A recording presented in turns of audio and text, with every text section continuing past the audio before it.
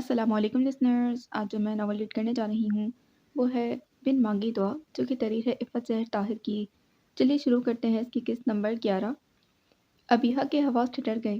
اس نے سفینہ بیگم کے رد عمل کے بارے میں انتہا تک سوچ ڈالا تھا، مگر آتے ہی وہ اس پر یوں بھوکی شیرنی کی طرح حملہ آور ہوں گی یہ اس کے وہم و گمان میں بھی نہیں تھا۔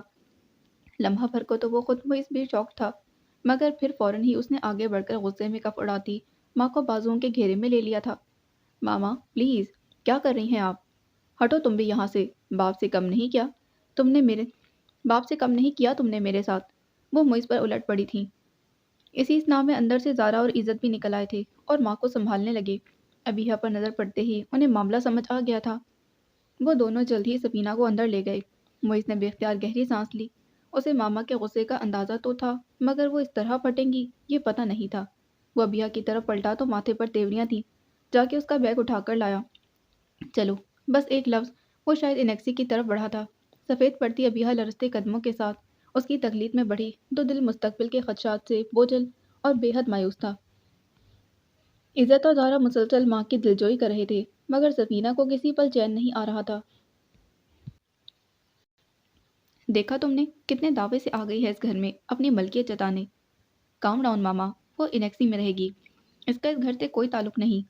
عزت نے انہیں تسلی دی۔ کوئی تعلق نہ ہوتا تو وہ یہاں نہ ہوتی، وہ ایک تلخ حقیقت ہے عزت۔ وہ مچلی اتنی کم عمر اور حسین بیوی امتیاز احمد نے کہاں تک صرف نظر کیا ہوگا؟ اس سوچ سے وہ پچھلے کئی ماہ سے تڑپ رہی تھیں، مگر آج ابیہا کے کم عمر اور حسن کو دیکھ کر گویا ان کا دل ہی شکنجے میں آ گیا تھا۔ آپ بے فکر رہیں ماما، اس کے حصے کی رقم اس کے حوالے کر کے ہم اسے پیچھا چھڑا لیں گے۔ یہ کارروائی بھی بہرحال ضروری تھی۔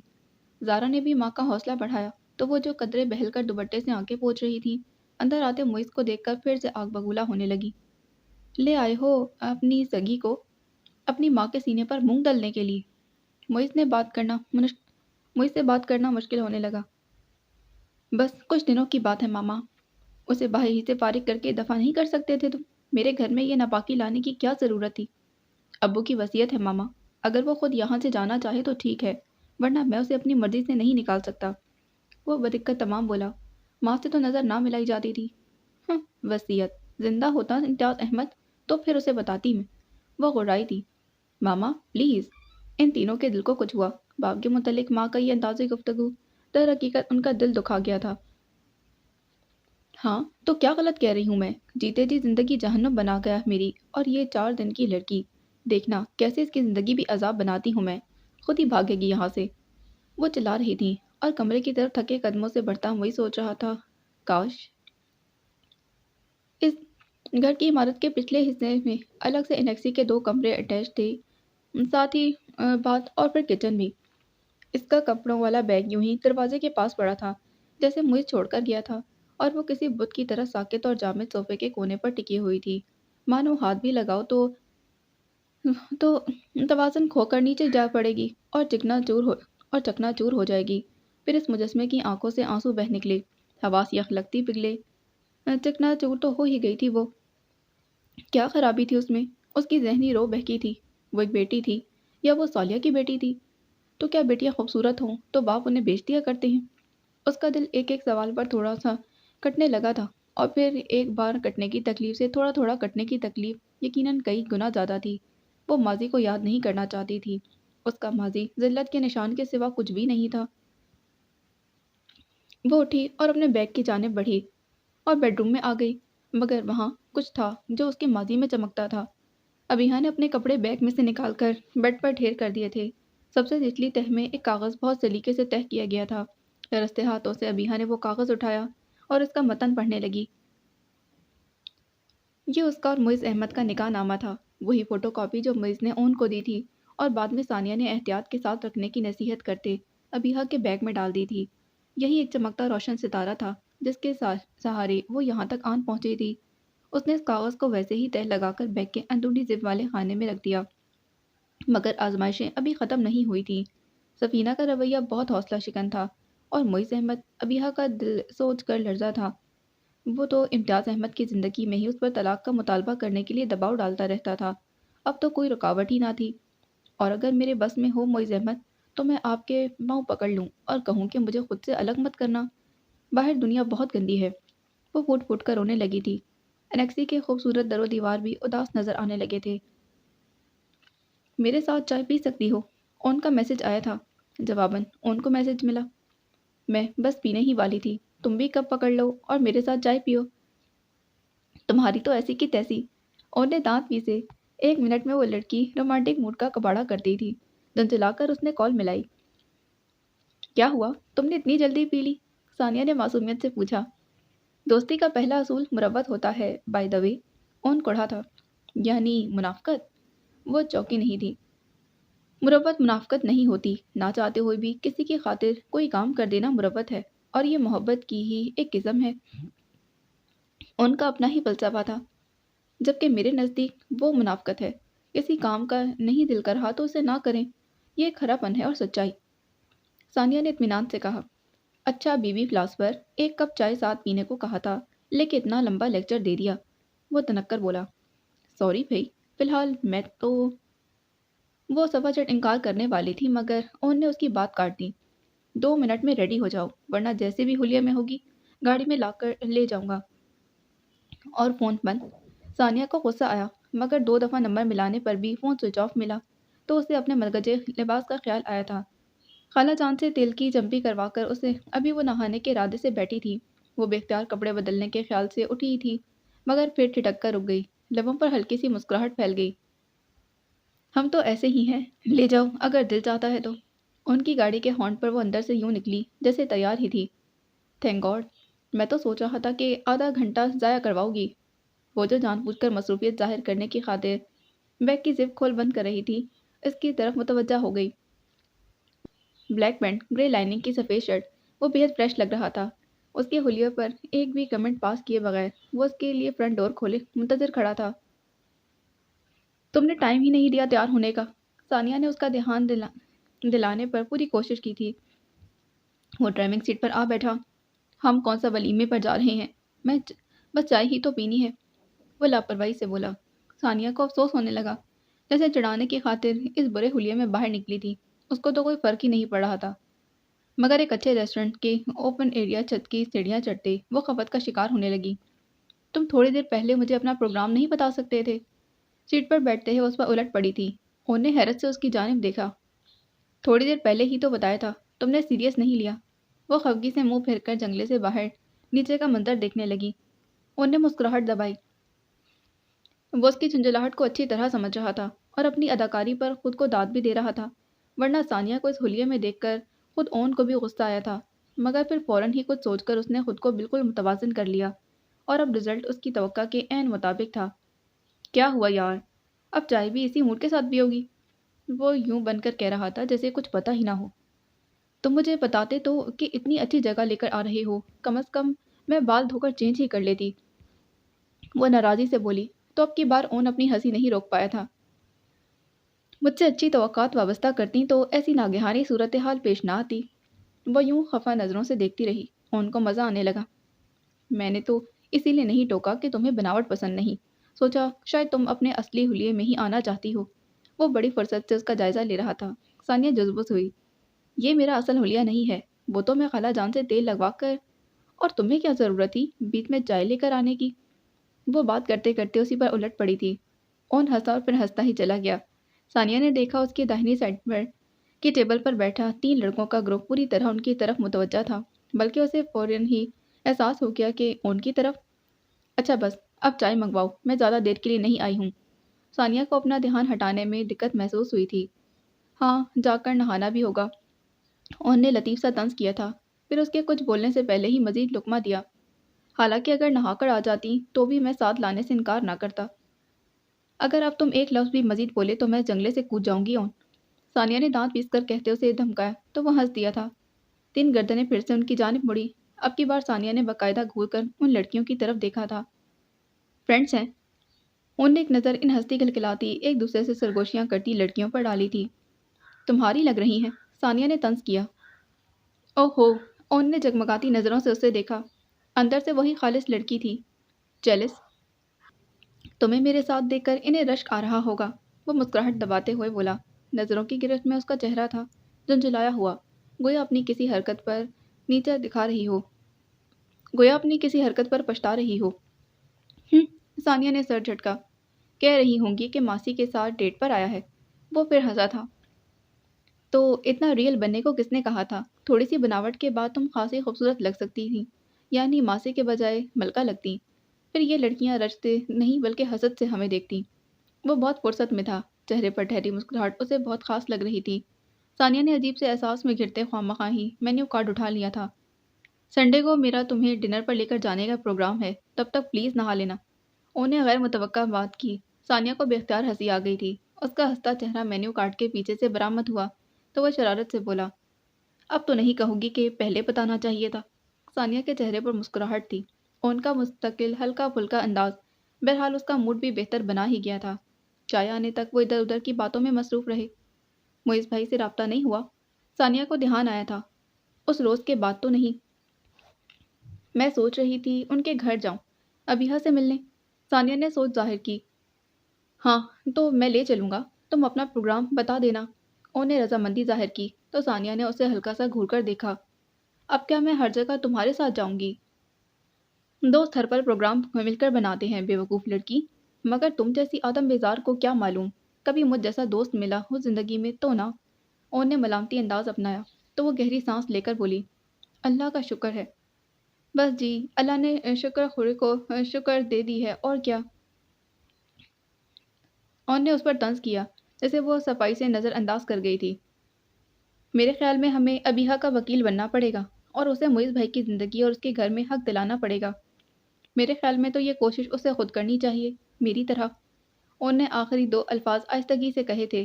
ثانیہ سن نہیں سکی۔ وہ اس قابل ہوتی تو معیز بھائی یوں دندناتے نہ پھرتے اور یوں اس کی زندگی کو ایک کھیل نہ بناتے۔ ثانیہ کو غصہ آیا تھا۔ ٹھنڈے دماغ سے سوچو ثانی، وہ اس نکاح پر مجبور ہوا تھا۔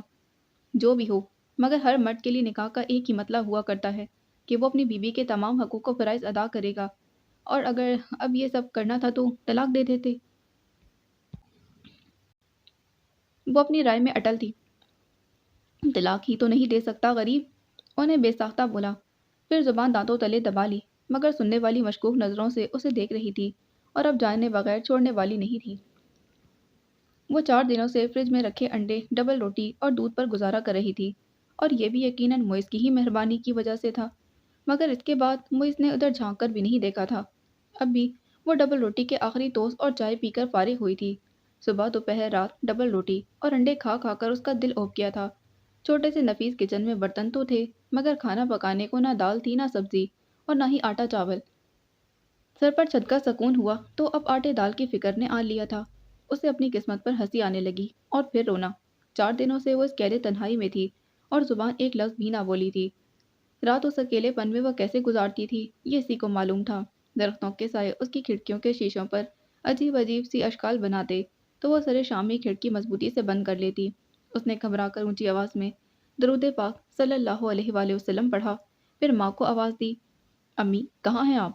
خالی کمرے میں اسے اپنی ہی آواز عجیب سی لگی تھی اور کچھ اتنے دنوں خاموش رہ کر آواز میں بھاری پنسا آ گیا تھا۔ تبھی اسے موبائل کا خیال آیا تھا۔ اس نے جلدی سے اٹھ کر بیگ میں سے موبائل نکال کر چیک کیا۔ اس کی بیٹری ڈاؤن تھی۔ موبائل چارجنگ پر لگاتے وہ ثانیہ سے رابطہ کرنے کا پکا ارادہ کر چکی تھی۔ کمرے سے باہر تو وہ سفینہ کے ڈر سے نہیں نکلتی تھی، بس کھڑکی کھول کر دن کی روشنی کو دیکھ کر خوش ہو لیتی۔ ابھی بھی وہ کھڑکی کے پٹ کھول کر وہاں آ کھڑی ہوئی تھی۔ یہ انیکسی گھر کی عمارت سے الگ پچھلی سائڈ پر بنی ہوئی تھی۔ وہ رشک اور حسرت سے اس خوبصورت عمارت کو دیکھنے لگی۔ کاش اس میں رہنے والوں کے دل بھی اتنے ہی بڑے اور خوبصورت ہوتے۔ اپنی آئندہ زندگی کا سوچ کر اس کا دل بند ہونے لگتا تھا، اسی لیے وہ آئندہ کے متعلق سوچنے سے گریز ہی کرتی تھی۔ وہ سوچنا بھی نہیں چاہتی تھی کہ معیز احمد اسے طلاق دے کر اس گھر سے نکال دے گا اور شاید وہ پھر کسی میم کے ہتھے چڑھ جائے۔ تبھی تو وہ چونکی۔ اس نے فارمل سی ڈریسنگ میں معیز احمد کو تیز قدموں سے روش پر چلتے ٹیکسی کی طرف آتے دیکھا تو اس کا دل اچھل کر حلق میں آ اٹکا تھا۔ کیوں اسے کیا طلاق دینی نہیں آتی؟ ثانیہ نے ٹیبل کی سطح پر بازو ٹکاتے ہوئے اطمینان سے پوچھا تو وہ بے بسی سے اسے دیکھنے لگا۔ دوستوں کے راز بتایا نہیں کرتے، مگر دوستوں کو بتا دیا کرتے ہیں، وہ اس کا حوصلہ بڑھاتے ہوئے بولی۔ ان نے گہری سانس بھری۔ انکل نے وصیت کے طور پر معیز کے نام ایک خط بھی چھوڑا ہے جس میں انہوں نے معیز سے ریکویسٹ کرتے ہوئے اسے پابند کیا ہے کہ وہ ابیحا کو طلاق دے کر دربدر کی ٹھوکریں کھانے پر مجبور نہ کرے، اسے ٹائم دے۔ اگر ابیحا کو کوئی اور پسند آ جائے تو بہت بہتر، ورنہ معیز خود اس کے لیے بہترین سا رشتہ دیکھ کر اس کی شادی کروا دے۔ Well done! ثانیہ کی آنکھیں چمکیں، اس نے خوش ہو کر ہلکی سی تالی بجائی اور پھر جلدی سے پوچھا، اور اس وصیت کے بارے میں معیز بھائی کا کیا خیال ہے؟ باپ کے آخری لفظوں کا یقیناً پاس رکھے گا، ورنہ گھر لانے سے پہلے ہی طلاق دے دیتا۔ اون نے تجزیہ کیا۔ مگر طلاق دینا ضروری تو نہیں اون؟ وہ پورے سراریت سے مسکرائی۔ اون چونکا تھا۔ کیا مطلب؟ مطلب یہ کہ وہ رک کر آگے ٹیبل پر جھکی۔ اس عرصے میں ہم ان دونوں کے درمیان محبت بھی تو کروا سکتے ہیں۔ وہ جو مارے تجسس کے اسی کی طرح آگے کو جھکایا تھا، اسے گھورنے لگا۔ تم کیوں ہم دونوں دوستوں کی زندگی کو ایک ہی ٹریک پر چلانے کی کوشش کر رہی ہو؟ کیوں میں تمہارا داؤ تمہارے دوست پر نہیں چلا سکتی؟ وہ پھاڑ کھانے والے انداز میں بولی۔ انہیں ڈرنے کی اداکاری کی۔ ارے رے، دوست ہی کیا، تم چاہو تو مجھ پر بھی یہ داؤ آزما سکتی ہو، میں تو دل اور جگر سمیت راضی ہوں۔ مگر ثانیہ کا دھیان کہیں اور تھا۔ اس کی آنکھوں کی چمک بتاتی تھی کہ وہ بہت کچھ اور سوچ رہی ہے۔ ان کے لبوں پر ہلکی سی مسکراہٹ کھیل گئی تھی۔ وہ جلدی سے کھڑکی سے ہٹ گئی تھی، دل کو یا ہاتھوں اور پیروں میں دھڑکنے لگا۔ یا الہی، یہ ادھر کیا کرنے آ رہا ہے؟ کہیں فیصلے کی گھڑی تو نہیں آ گئی؟ وہ بیٹھ کے کنارے پر ٹک گئی، ٹانگیں بے جان سی ہونے لگی تھیں۔ پھر ڈور بیل بجائی گئی تھی۔ مرتا کیا نہ کرتا کہ مصداق ظاہر ہے ابیحا ہی کو اٹھ کر دروازہ کھولنا پڑا تھا۔ دروازے کا لاک کھول کر وہ پیچھے ہٹ گئی تھی۔ معیز نے نوب گھما کر دروازہ کھولا تو اس کی خائف سی شکل دکھائی دی۔ مجھے تم سے کچھ بات کرنی ہے، میں اندر آ سکتا ہوں؟ وہ خوش لہجے میں پوچھ رہا تھا۔ ابیحا کا دم نکلنے لگا۔ اس نے بولنا چاہا، مگر اسے احساس ہوا کہ ان 4 دنوں میں اس کی زبان بولنا بھول چکی تھی۔ اس نے بدقت تمام سر اسبات میں ہلایا تو وہ دروازہ کھلا چھوڑ کر اندر چلا آیا تھا۔ اندر آ کر وہ لاؤنج کے وسط میں کھڑا ہو گیا اور ابیحا کھلے دروازے کے پاس۔ وہ جیسے الفاظ ترتیب دے رہا تھا اور ابیحا کی جان پناہ ہو رہی تھی۔ اسے لگ رہا تھا کہ ادھر وہ اسے رہائی کا اذن دے گا اور ادھر اس کا بدن اس کی روح کو۔ وہ کھنکارا، تم جانتی ہو یہ سارا ڈرامہ میری مرضی کے بغیر مکمل ہوا ہے۔ میں تمہارا جتنا ساتھ دے سکتا تھا دے چکا ہوں۔ اب میری بھی ایک لائف ہے جسے میں اسٹیبل کرنا چاہتا ہوں۔ اسی لیے میں چاہتا ہوں کہ تم اپنی زندگی کے لیے اپنی مرضی کا فیصلہ کرو۔ میں ابو کی وصیت کا پابند ہوں۔ تم کسی کو اپنی زندگی کے ساتھی کے طور پر پسند کر لو، اس کا ہاتھ پکڑ کر میرے سامنے لاؤ، میں اسی وقت تمہاری اسے شادی کروا دوں گا، اور اگر نہیں تو میں خود یہ کام سر انجام دوں گا۔ تب تک تم یہاں ایک مہمان کی حیثیت سے ہو۔ بہترین ڈریسنگ اور مہنگے ہیئر کٹ میں وہ معیز احمد تھا۔ امیر لوگ سارے ہی اتنے خوبصورت ہوا کرتے ہیں شاید، یا اس کے ابیحا کو اچھا لگنے کی کوئی اور وجہ تھی۔ وہ یکٹک اسے بولتے دیکھ رہی تھی، شاید سن بھی رہی تھی۔ کچھ چاہیے تو نہیں؟ وہ مروتاً پوچھ رہا تھا۔ بھاری دل کے ساتھ ابیحا نے نفی میں سر ہلا دیا۔ جو اس سے سب کچھ چھینے آیا تھا اس سے وہ کیا مانگتی؟ ساری عمر کی ہم سفری مانگتی تو کیا وہ دے دیتا؟ نہیں نا، تو پھر وہ اللہ ہی سے سب کچھ مانگنا چاہتی تھی۔ ابیحا چونکی۔ وہ جا چکا تھا۔ وہ تیزی سے دروازے کی جانب بڑھی۔ وہاں سے گھر کا پورچ دکھائی دیتا تھا۔ وہ اپنی گاڑی کی طرف بڑھا تھا، یقیناً کسی فنکشن یا پارٹی میں جا رہا تھا۔ ابیحا نے دروازہ بند کر کے اسے ٹیک لگا لی تھی۔ اس کا تنفس تیز تھا اور دل میں تکلیف دہ سا احساس اپنی پسندیدہ چیز کھو دینے کا۔ اس نے جاگتے ذہن کے ساتھ اپنی کیفیت کا تجزیہ کرنا چاہا تھا، کچھ جاننے کی کوشش کی۔ یہ معیز احمد کی شخصیت کی کشش تھی، ان کے مابین بندھے رشتے کا احساس تھا، یا فقط ایک 4 دیواری کا لالچ؟ مگر وہ کچھ سمجھ نہیں پائی تھی۔ وہ کھانے کی میز پر پہنچا تو ہاٹ ٹاپک تھا، تایا جان کے گھر سے آنے والا شادی کا کارڈ۔ آؤ اون، امی نے اسے دیکھ کر کہا تو ابا نے اسے اینک کے اوپر سے گھور کر دیکھا۔ پہلے برخوردار سے یہ پوچھو کہ ساری شام کہاں گزار کر آیا ہے؟ 4 بجے ضروری کام کا کہہ کر گیا تھا اور اب آ رہا ہے۔ چلو بچوں، جلدی سے کھانا ختم کرو۔ اس نے ثنا اور عبداللہ کو ڈانٹتی آسماں بھابھی کی مسکراہٹ اچھی طرح دیکھی تھی۔ وہ کرسی گھسیٹ کر بیٹھتے ہوئے منمنایا، دوست کے ساتھ چائے پینے گیا تھا ابا۔ لو جی، بات ختم تو کیا ہوتی، نئے سرے سے شروع ہو گئی۔ ان کے سامنے بریانی کی ڈش رکھتی، امی کا بے اختیار اپنے ماتھے پر ہاتھ مارنے کا جی چاہا، ورنہ شاید اون کو تو ایک لگا ہی دیتی۔ واہ، خوب، بہت خوب۔ ابا کی تو گویا کرسی میں کیلیں اگائی تھیں۔ یعنی اپنا ریسٹورنٹ چھوڑ کر یہ موصوف اپنے دوست کو کہیں اور چائے پلوانے لے کر گئے تھے؟ وہ بھڑک کر بولے۔ ان کو بھی فی الفور اپنی غلطی کا احساس ہوا کہ والد محترم کے سامنے یہ اعتراف ایک اعتراف جرم بن سکتا تھا۔ آسماں بھابھی ماحول کی گرما گرمی دیکھ کر بچوں کو کھانا ختم کروا کر اندر دھکیلنے لگیں۔ چاچو کی ہونے والی متوقع بے عزتی ان پر برا اثر ڈال سکتی تھی، تو وہ وہیں ڈٹ کر بیٹھی پورا شو دیکھتی۔ اپنے ریسٹورنٹ میں چائے پلواتا تو لگتا فری میں بکتا رہا ہوں۔ اس نے صفائی پیش کی۔ امی نے فوراً اس کی تائید کی۔ ہاں بالکل ٹھیک کہہ رہا ہے۔ کیا خواب ٹھیک کہہ رہا ہے؟ یہ تو وہی لطیفہ ہوا کہ کسی نے پوچھا ڈاکٹر صاحب کہاں ہیں، پتہ چلا موصوف اپنی دوا لینے کسی اور ڈاکٹر کے پاس گئے ہیں۔ غصے میں ابا اچھے خاصے طنز نگار بن جاتے تھے۔ ہاں یہ بھی ٹھیک ہے۔ بیچاری امی پہلے تو ابا کی بیوی تھی نا، کمزور لہجے میں بولی۔ ایسے تو کاروبار پر برا اثر پڑتا ہے بیٹا۔ بڑا بیوقوف دوست تھا جو یہ سمجھتا۔ خر دماغ کہیے، اون جھجھلایا تھا۔ ایک تو مجال تھی جو اس گھر میں کوئی بات ناراض رہ جاتی، پھر منہ پھلا کر بولا، ان کی بھتیجی کو لے کر گیا تھا۔ ثانی کو؟ ابا کے تاثرات فی الفور بدلے۔ اچھا کیا، ذرا ہوا بدلی ہو گئی تمہاری بھی۔ یہ کارڈ آیا ہے فراست کی طرف سے، ذرا دیکھ لو۔ واہ، ان کا سر دھننے کو جی چاہا تھا۔ کیسے منٹ میں ٹریک بدلا ہے ابا نے۔ وہ آسماں بھابھی کی چڑھانے والی ہنسی نظر انداز نہیں کر پایا تھا۔ آپ کو بڑی ہنسی آ رہی ہے، دھیمی آواز میں دانت پیس کر کہا تو وہ شرارت سے بولی، میں تو ہمیشہ سے ہی خوش مزاج ہوں۔ انہیں ہلکا سا گھور کر اون نے سنہری عبارت سے سجا سرخ کارڈ اٹھایا تھا۔ تایا جان سے جائیداد کے تنازع کے بعد پوری فیملی ہی تعلقات خراب کر چکی تھی۔ نہ تو یہاں سے کوئی آنا جانا تھا اور نہ ہی تینوں پھوپھیوں کے گھر سے، اور اب یوں کارڈ کا آنا معنی دار۔ اچھا تو نازیہ موٹو کی شادی ہو رہی ہے؟ اس نے اونچی آواز میں تبصرہ کیا تھا۔ ابا نے کھنکارتے ہوئے چشمے سے گھورا تھا۔ وہ فوراً شرافت کے جامے میں آ گیا۔ تو اب کیا کرنا ہے؟ میں تو کہہ رہی تھی ختم کریں اس بلا سبب ناراضگی کو۔ ان کی طرف سے بائیکاٹ تھا، انہوں نے خود ہی دوستی کا ہاتھ بڑھایا۔ اب بھی دل کی بہت صاف تھی، ورنہ تائی جان کے ساتھ گزارا ماضی میں بہت تکلیف دہ تھا۔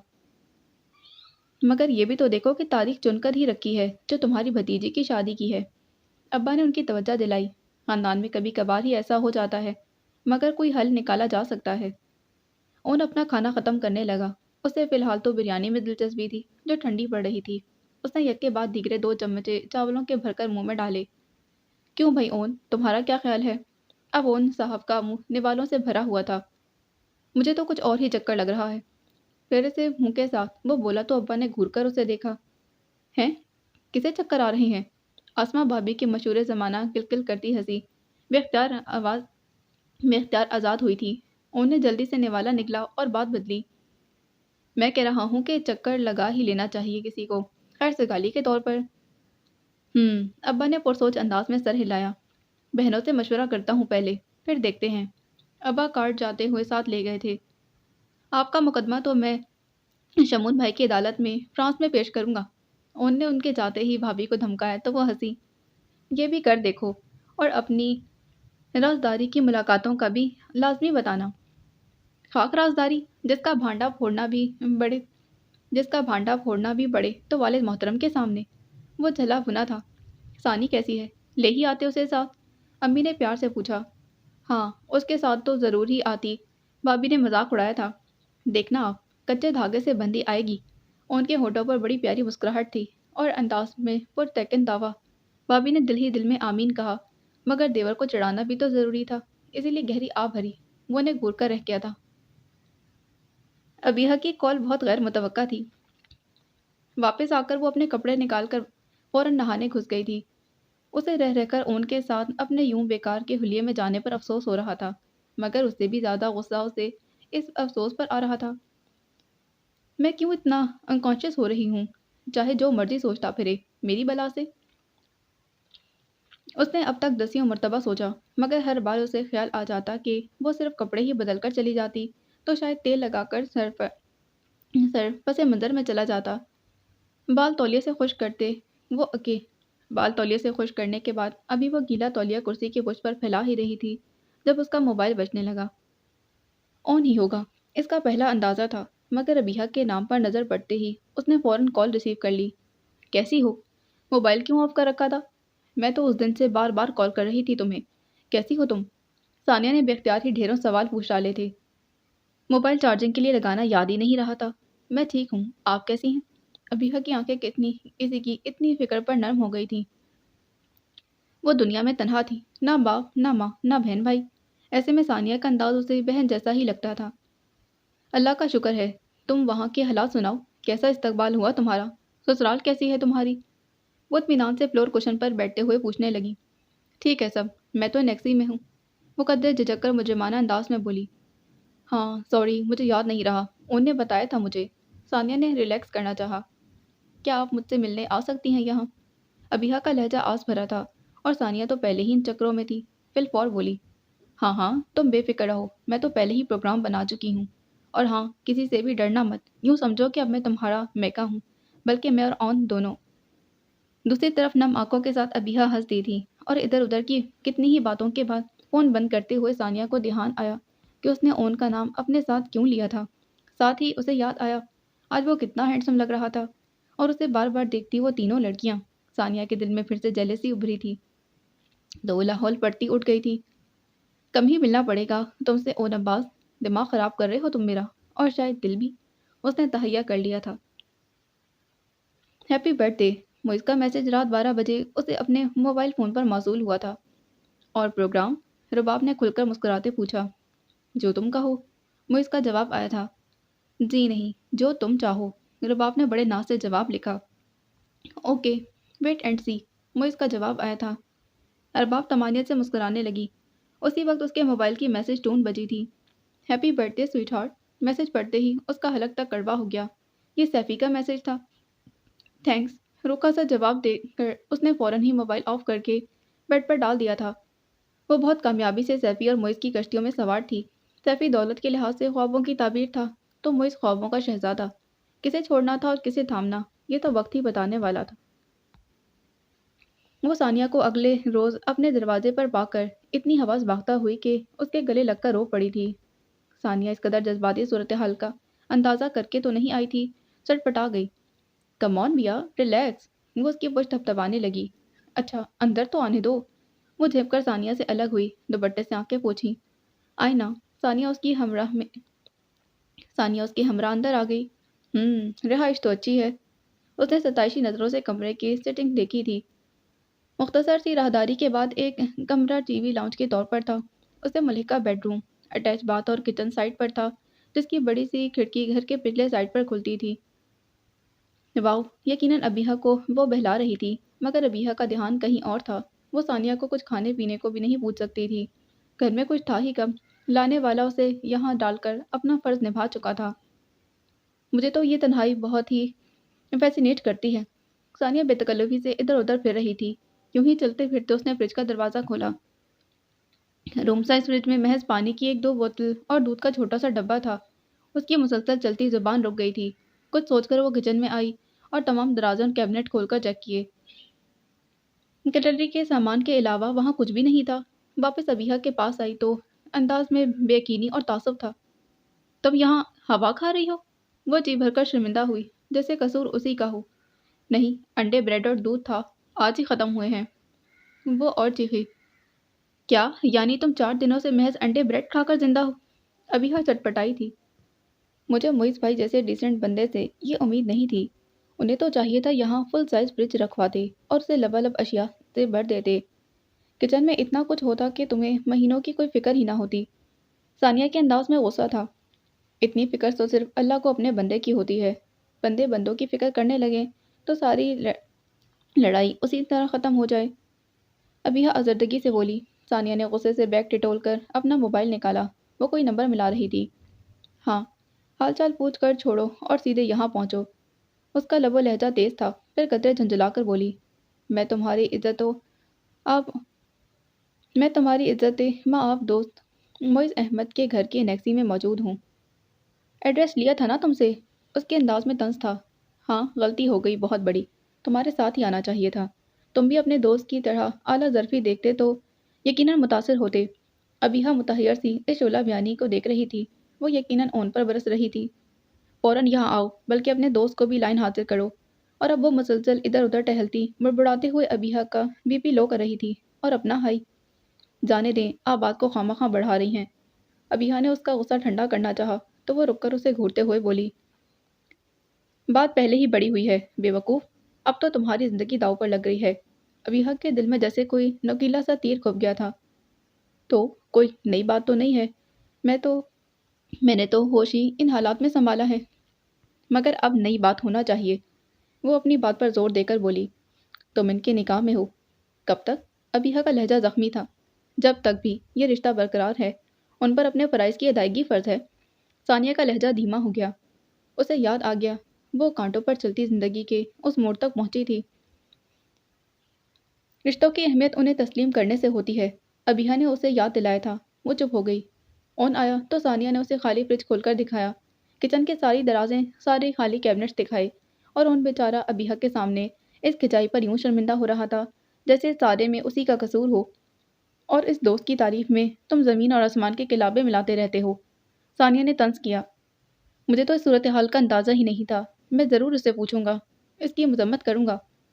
اون شرمسار تھا۔ ثانیہ تڑکی، معاف کرنا، ویسے تمہارے دوست کو مذمت کی نہیں بلکہ مرمت کی ضرورت ہے۔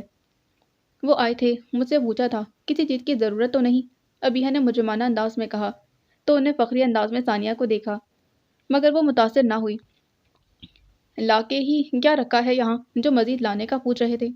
ضروریات زندگی بھی پوچھنے کی چیز ہے، غضب خدا کا۔ انہیں کھانا کھاتے ہوئے بھی خیال نہیں آیا کہ بیچاری کیا کھا رہی ہوگی۔ ثانیہ کو واقعتاً معز پر بہت غصہ تھا۔ اچھا تم تمام چیزوں کی لسٹ بناؤ، میں خود لے کر آتا ہوں، معز سے ابھی بات ہو جائے گی، انہیں شرافت سے کہا، اور پھر وہ دونوں بیٹھ کر فریج اور کچن میں بھری جانے والی چیزوں کی لسٹ بنانے بیٹھ گئی تھیں۔ اگلے 2 گھنٹوں میں اون تمام سامان لا چکا تھا، اور ثانیہ نے ابیہا کے ساتھ مل کر اسے ٹھکانے بھی لگا دیا تھا، اور جب وہ دونوں جانے لگے تو وہ ثانیہ کے ہاتھ تھام کر رو دی تھی، مجھے زندگی میں اتنے اچھے لوگ بہت کم ملے ہیں، اور ان میں میری ماں اور امتیاز انکل کے ساتھ آپ بھی شامل ہیں۔ ثانیہ نے اسے گلے لگا لیا تھا، تم بے فکر رہو، انشاءاللہ سب ٹھیک ہو جائے گا، کھاؤ پیو اور جان بناؤ، تبھی حالات کا مقابلہ کر سکو گی۔ اور یہ اتنا خرچہ، وہ ہچکچائی تھی، جتنا سامان وہ دونوں خرید کر لائے تھے وہ ہزاروں کا تھا، وہ آپ اپنے دیور کی طرف سے تحفہ سمجھ لیں، ان نے ہلکے پھلکے انداز میں کہتے سینے پر ہاتھ رکھا تھا۔ دیور نہیں بھائی، ثانیہ نے تن سے لقمہ دیا تو وہ برجستہ بولا، ہاں بھائی اور بھابھی کی طرف سے۔ اس نے اپنی اور ثانیہ کی طرف اشارہ کیا تو ثانیہ کا چہرہ پل بھر میں رنگ بدل گیا تھا۔ ابیہا نے حیرت سے اسے دیکھا، کزن شپ کا تو اسے پتا تھا، مگر یہ بھائی بھابھی والا سلسلہ۔ اچھا اب موبائل آف مت ہونے دینا، میں کال کرتی رہوں گی۔ ثانیہ نے بدقت تمام موضوع بدلا تو ابیہا نے اس بات میں سر ہلا دیا۔ گاڑی کے مین روڈ پر آتے ہی وہ بھی سٹارٹ ہو گئی تھی۔ میں نے تم سے کہا تھا ہر بات میں نکاح نامے کو مت گھسیٹا کرو، اور یاد ہے تم نے کیا کہا تھا؟ وہ جتانے والے انداز میں بولی تھی، یہی کیا ہم اچھے دوست ہیں؟ انہیں مسکراہٹ دبائی، پھر بھول پن سے بولا، اچھے دوست میاں بیوی بھی تو ہو سکتے ہیں، مگر میاں بیوی اچھے دوست نہیں ہو سکتے۔ وہ برجستہ بولی تھی، تم آزماؤ تو صحیح۔ وہ شرارت پر آمادہ ہوا، آزمائے ہوئے ہو کیا آزمانا؟ وہ بڑے اطمینان سے طنز کرتے ہوئے بولی۔ چند لمحے خاموشی کی نظر ہوئے، پھر وہ بولا، تایا جان کی طرف سے نازیہ کی شادی کا کارڈ آیا ہے۔ امی بتا رہی تھی، لو ادھر بڑی خالہ کی طرف بھی آیا ہے، ثانیہ نے بتایا تھا۔ موقع تو اچھا ہے پھر سے رابطے استوار کرنے کا۔ اون نے رائے دیتے ہوئے استفہامیہ نظروں سے دیکھا، گویا اسے بھی اظہار رائے کا موقع دیا ہو۔ ثانیہ نے معنی خیز نظروں سے اسے دیکھا تو وہ بے چین سا ہوا۔ میں کسی اور نظریے سے بات کر رہا ہوں، میں نے تو کچھ نہیں کہا، ثانیہ نے آرام سے کہتے شانے اچکائے۔ تایا جان یعنی ثانیہ کے بڑے ماموں کے تیسرے نمبر کی بیٹی ارم، جو نازیہ سے چھوٹی تھی، اون کو بہت پسند کرتی تھی، بلکہ جب اون نے ثانیہ سے شادی سے انکار کیا تو متبادل کے طور پر ارم کا ہی نام لیا گیا تھا۔ اس دیہاتن سے بہتر ہے کہ ارم ہی سے میری شادی کروا دیں، اور ان کے انکار کے ساتھ یہ اعلان بھی خاندان بھر میں خوب اچھلا تھا۔ حالانکہ تایا جان کی فیملی کے ساتھ تعلقات بالکل ختم تھے، مگر فتنہ پرور قسم کے رشتہ داروں نے اس بات کو خوب پھیلایا تھا، اور ظاہر ہے کہ تایا جان کی فیملی تک بھی یہ بات پہنچی ہوگی۔ بعض لوگوں کی دور کی نظر کمزور ہوتی ہے اور بعض کی قریب کی، تم کیوں نہیں سوچ لیتی کہ تمہارے معاملے میں میری قریب کی نظر کمزور نکلی؟ ان خفگی سے بولا تو مثال بھی الگ ہی ڈھنگ سے کی تھی۔ ہاں میں نے سوچ لیا ہے، وہ بے نیازی سے بولی، پھر اضافہ کیا، تبھی تو دکھ بھی زیادہ نہیں ہوا۔ اور لب بھیچے سامنے دیکھ رہا تھا، کبھی کبھی ثانیہ کا رویہ بہت روکھا اور تکلیف دہ ہونے لگتا تھا۔ اسے لگتا کہ وہ ضبط کھو دے گا، مگر اون وہ دیکھو، موئز بھائی کے ساتھ گاڑی میں وہ خوبصورت سی لڑکی کون ہے؟ سگنل پر گاڑی رکی تو اچانک ہی ثانیہ نے اس خاموشی کو جوشیلی آواز سے توڑا تھا۔ اون چونکا۔ گاڑیوں کے ہجوم میں اس نے موئز کی گاڑی کو ڈھونڈ لیا تھا اور اس کے ساتھ بے فکر اور بے تکلفانہ انداز میں بیٹھی رباب۔ اون نے گہری سانس لے کر گرین سگنل پر نگاہ ڈالی اور گاڑی کو آگے بڑھا دیا تھا۔ اون کی خاموشی پر حیرت کی بات تھی کہ ثانیہ بھی خاموش ہو گئی۔ اون نے اسے گھر کے باہر ہی ڈراپ کر دیا تھا۔ اندر نہیں آؤ گے؟ عموماً وہ اسے پوچھا نہیں کرتی تھی، مگر آج پوچھا، اور یوں تو سر کے بل چل کر جاتا، مگر آج انکار کر دیا تھا۔ نہیں، ریسٹورنٹ جانا ہے، پہلے ہی بہت لیٹ ہوں، ٹیک کیئر۔ ایک نرم سی نگاہ اس کے سبھی اور ملی چہرے پر ڈال کر ان نے گاڑی سٹارٹ کر دی تھی، اور اس ایک نگاہ میں جانے کیسا فسوں تھا کہ وہ دور تک اس کی گاڑی کو جاتا دیکھتی رہی۔ وہ بہترین ڈریسنگ کے ساتھ بے حد فریش اور پرجوش تھی۔ موئز نے نہ صرف رات اسے وشنگ میسج بھیجا تھا، بلکہ اسے لانگ ڈرائیو کے بعد ڈنر بھی کروانے والا تھا، اور ابھی آتے جاتے ہوئے بھی اس نے راستے میں گاڑی روکی تو جگہ تقریباً سنسان ہی تھی، اور پھر ایک خوبصورت اور نازک سی ڈائمنڈ کی انگوٹھی اس نے رباب کے سامنے کی تو اس کا چہرہ اپنی فتح کے احساس سے تمتما اٹھا تھا، یا شاید موئز کی شکست کے احساس سے۔ اس نے بڑے ناز سے اپنا ہاتھ موئز کے سامنے پھیلا دیا تھا۔ وہ مسکراتے ہوئے اس کی انگوٹھی پہنانے لگا۔ رباب نے اس خود ورفتگی کے عالم میں آگے ہو کر اپنا سر اس کے شانے پر رکھ دیا تھا۔ موئز لمحہ بھر کو تو حیران ہی رہ گیا، مگر پھر شاید وہ بھی لمحوں کی گرفت میں آنے لگا تھا۔ موئز نے نرمی سے اس کے بالوں کو سہلایا۔ پرفیوم اور شیمپو کی مہک اس کی سانسوں کو معطر کرتی ذہن کو دھندلا سا رہی تھی، مگر رباب کی نسبت وہ حواس میں تھا۔ Okay, let's go for a long drive. نرمی سے اسے پیچھے ہٹاتے ہوئے وہ مسکرایا تھا، اور رباب کا دل اس مسکراہٹ میں کہیں کھو گیا تھا۔ ایک بہترین لانگ ڈرائیو کے بعد وہ دونوں ڈنر کے لیے ہوٹل آئے تھے۔ موئز نے ایک مینیو کارڈ اسے تھمایا۔ وہاں خوشیوں کا ڈیرا تھا، مسرتوں کے گلاب کھل رہے تھے۔ وہ دونوں مینیو ڈسکس کر رہے تھے جب کوئی ایک دم سے ان کی ٹیبل کے قریب آیا۔ Hello dear. ان دونوں نے بے اختیار آنے والے کو دیکھا۔ موئز کی آنکھوں میں حیرت تھی، جبکہ رباب خوف اور پریشانی کا شکار ہو گئی تھی۔ باقی اگلی قسط میں جانے سے پہلے چینل کو سبسکرائب کریں، ویڈیو کو لائک کریں، بیل آئیکن کو پریس کرنا ہرگز نہ بھولیں۔ ملتے ہیں اس کی اگلی ایپیسوڈ میں۔ اللہ حافظ۔